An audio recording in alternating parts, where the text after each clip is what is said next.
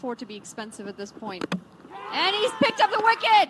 শেষ 18 বলে দরকার বাংলাদেশের 20 রান, হাতে ছিল 4 উইকেট তখন 22 বলে 30 রান নিয়ে ব্যাট করছেন সেইড ব্যাটার সাকিব আল হাসান। 18 বছর আন্তর্জাতিক ক্রিকেটে পার করা বিশ্বসেরা অলরাউন্ডার সাকিব আল হাসান আছেন উইকেটে। সাকিবের মতন এত অভিজ্ঞ ব্যাটার যখন উইকেটে আছে তখন হয়তো হেসে খেলে বাংলাদেশ জয় পাবে। সাকিব ম্যাচ শেষ করে মাঠ ছাড়বে, মান বাঁচবে বাংলাদেশের। কিন্তু ঠিক সে সময় উইকেট বিলিয়ে বাংলাদেশের ব্যাকফুটে ঠেলে এসেছেন সাকিব। শেষ পর্যন্ত পরাজয় বরণ করেন। যুক্তরাষ্ট্রের বিপক্ষে সিরিজ হারের দিনটাও দেখতে হলো টাইগার সমর্থকদের। বাংলাদেশ ক্রিকেটের সবচেয়ে বড় লজ্জার দিন বোধহয় এটি।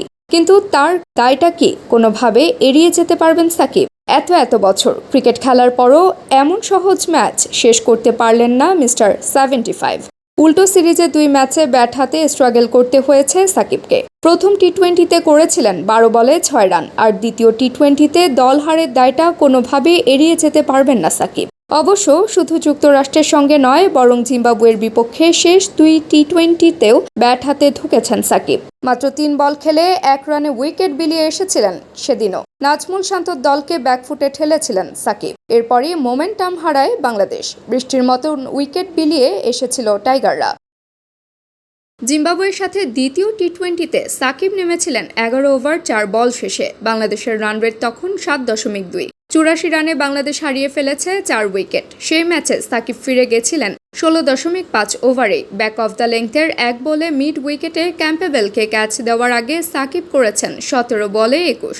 অথচ শন উইলিয়ামসকে মিড উইকেট দিয়ে 6 মারা ছাড়া সেই ম্যাচে সাকিব বাউন্ডারি নিতে পারেননি আরেকটিও। চলুন আর একটু গভীরে গিয়ে শান্ত লিটনদের আড়ালে ব্যাট হাতে সাকিবের ব্যর্থতার ডালি সাজানো সাকিবের শেষ 1 বছরে টি-20 ক্রিকেটে ব্যাটিংয়ে স্মৃতির রোমন্থন করি। আন্তর্জাতিক টি-20তে টাইগারদের প্রাণভোমরার ব্যাটিং গড় 33.2। তবে এই ত্রিশোর্ধ্ব ব্যাটিং গড়ের মধ্যেও আছে গোড়ায় গন্ডগোল। টি-20 ক্রিকেটে ডট বল খেলাকে বলা হয় ক্রাইম। আর গত 1 বছরে সাকিবের ডট বল খেলেছেন 37%। উইকেট সেট হতে সময় নিয়েছেন, মাঝারি মানের ইনিংস খেলে নিজের ব্যাটিং গড় ঠিক রেখেছেন। সেটা ঠিক, তবে সাকিবের ডট বল খেলার সংখ্যা টিম টাইগার্সকে ঢুকিয়েছে ভালোভাবেই। ব্যাট হাতে টি-20তে এমনভাবে স্ট্রাগল করেছেন সাকিব। শুধু তাই নয়, শেষ মাস ধরে আন্তর্জাতিক টি-20 ক্রিকেটের বাহিরে থেকে নির্বাচন বিজ্ঞাপন নিয়ে ব্যস্ত ছিলেন আল হাসান। যেন ক্রিকেটটাই খেলেন পার্ট টাইম, নিজের ব্যক্তিগত কাজে ব্যস্ত থাকেন ফুল টাইম। দরজায় কড়া নাড়ছে টি-20 বিশ্বকাপ। তার আগে ফর্ম নেই টাইগার টপ অর্ডার।